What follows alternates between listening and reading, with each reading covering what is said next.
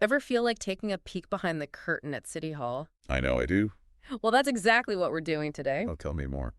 We've got the Seattle City Council meeting minutes Hey, from February 13th, 20th, and 27th, 2024. really interesting. Yeah, so it's like this little time capsule Yeah. ready to transport us back to like the heart of local government.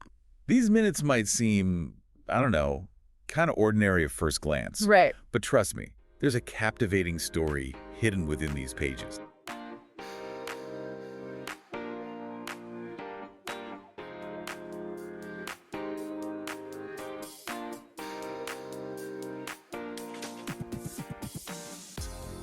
It offers a glimpse into the issues that mattered most to Seattleites back then. And I have a feeling we might unearth some surprises along the way. Absolutely. For example, did you notice the Day of Remembrance proclamations? Right. Yeah, those stood out to me. Those weren't just like routine formalities. Not at all. Oh. No, these proclamations are deeply symbolic. Okay. Like the first one, for instance, commemorates the expulsion of Chinese residents from Seattle Oh, wow. back on February 7th. Wow. It's a stark reminder Yeah. of past injustices. Yeah. And you can see council members Wu and Morales presented it. Right. And there's even testimony from Winston Lee of United Hub-O, Huh? really emphasizing the lasting impact of this event. It's powerful to see the council acknowledging those parts of Seattle's past, especially with community members there to share their perspective. Exactly. And that theme continues with the February 19th meeting, which was dedicated to the internment of Japanese Americans during World War II. Right, right. Council members Saka, Wu, and Strauss led this one. And they had Dr. Kyle Kinoshita, who's from the Seattle JACL, and we also have Dale Kaku, a Nisei veteran, Wow. providing really powerful words. Just even hearing those names, those stories, it just adds a whole other dimension to what, like you said, could have just been lines on a page. Do you think these proclamations were connected to any like bigger conversations that were happening in Seattle at the time?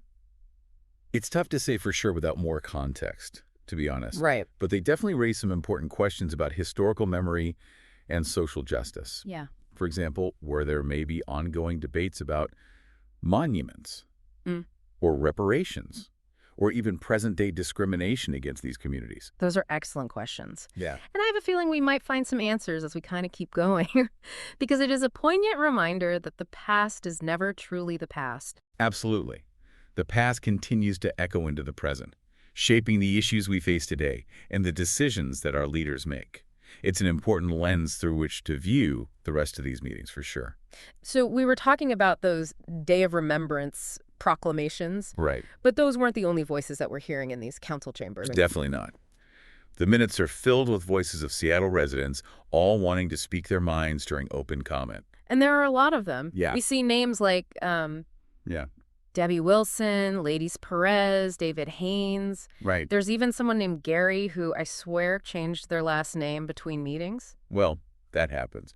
But really, each of those names is a person. Right. A person who cares enough to show up and speak. Yes, absolutely. And while we can't, go through every single comment.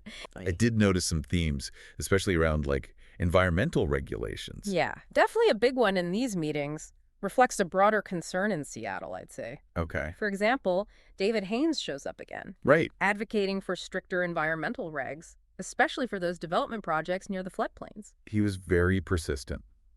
And speaking of showing up more than once, we've got Alex Simerman. Right. Remember him?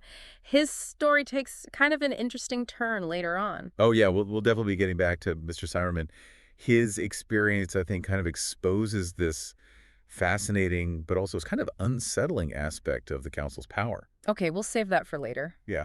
But speaking of, the power dynamics at play, how seriously does the council actually take these public comments? I mean, it's one thing to let people speak, but it's another to, actually listen to them. That's the question, isn't it? Yeah. In a perfect world, public comment is a great tool for democratic engagement. Right. Allows people to directly impact their local government. Yep. But as we've been talking about, not every voice is equal. Right. Right. So someone like David Haynes, who we see showing up meeting after meeting, Right. building those relationships probably has a better chance of being heard than somebody who only speaks up once. Yeah, probably. Okay. And we're not even considering, public speaking skills, Oh, right. or even just how much their views line up with the council members. It makes you wonder about those who don't have the time. Or maybe even the confidence to, like, navigate those unspoken rules. Exactly. That's why it's so important to look closely at these places where power and public participation kind of come together. Yeah. Whose voices are heard, Right. whose voices are maybe ignored. Right, Yeah. yeah. So we've spent all this time on public comment, Right. with every voice adding to the story of Seattle, February 2024. Yeah.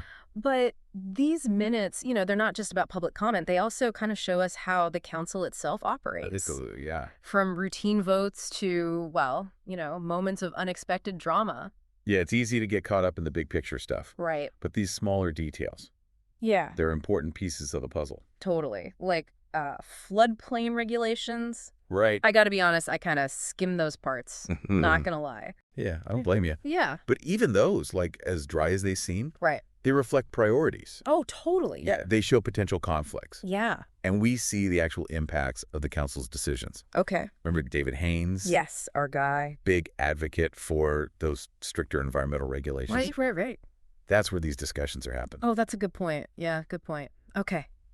And then there's that whole honorary street naming for Senator George Fleming. Oh, yeah. That was really touching. It was a good one. Yeah. It reminds us that these meetings aren't just about policies and regulations, but also about people. Yes, exactly. Hearing from, Tina, Sanja, Yemi Fleming, Right. sharing memories Yeah. about their father, honoring his legacy. Yeah. It adds this personal touch Yeah. to these otherwise very formal events. Right. It really did. But on a slightly more, I don't know, maybe intense note, there's that executive session on February 20th. Those always make me a little suspicious. Like, what are they talking about? Well, yeah, I mean, that's kind of the point of an executive session, right? Yeah. There's supposed to be these I'm- confidential discussions Right. on things that are very sensitive, Yeah, okay. like legal strategies, real estate, personnel issues. Right. And that lack of transparency can be frustrating, for sure. Right. But sometimes it really is necessary True. to protect information. Okay. But speaking of frustrating lack of transparency, Yes. Alex Summerman.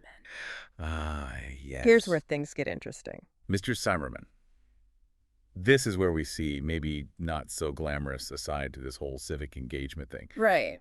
So just to recap, he was listed as a public commenter on February 13th. Right. But then on the 20th, we see that he's filed this appeal to a city council exclusion.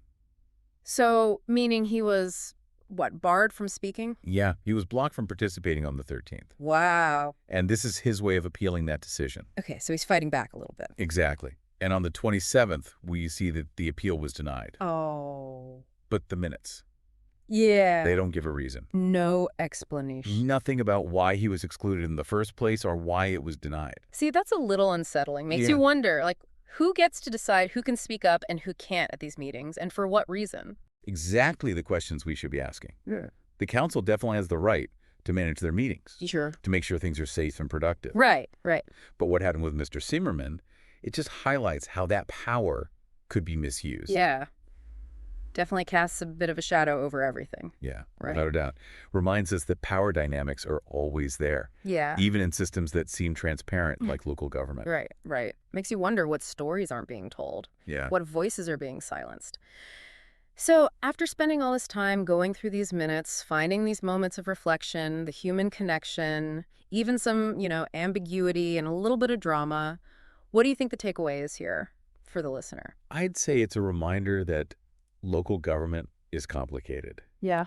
It's messy, it's not perfect, Right. but it's also where so many important decisions are made. Absolutely. And these minutes, with all the details and the stories they tell, Yeah. they prove that. And to your point earlier, it really does make you wonder what else is out there, Yeah, hidden in all these documents. absolutely. What other stories are waiting to be uncovered? That's what I love about doing these deep dives. It's not always about finding all the answers. Right. It's about sparking that curiosity. Right.